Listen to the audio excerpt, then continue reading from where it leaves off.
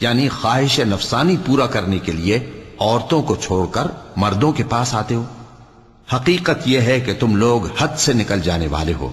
اور ان لوگوں سے اس کا جواب کچھ نہ بن پڑا، اور بولے تو یہ بولے کہ ان لوگوں یعنی لوط اور اس کے گھر والوں کو اپنے گاؤں سے نکال دو کہ یہ لوگ پاک بننا چاہتے ہیں۔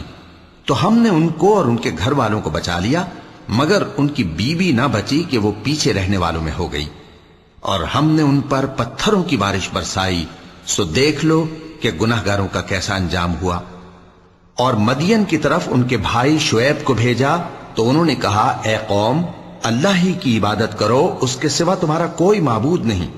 تمہارے پاس تمہارے پروردگار کی طرف سے نشانی آ چکی ہے، تو تم ناپ اور تول پوری کیا کرو اور لوگوں کو چیزیں کم نہ دیا کرو، اور زمین میں اصلاح کے بعد خرابی نہ کرو۔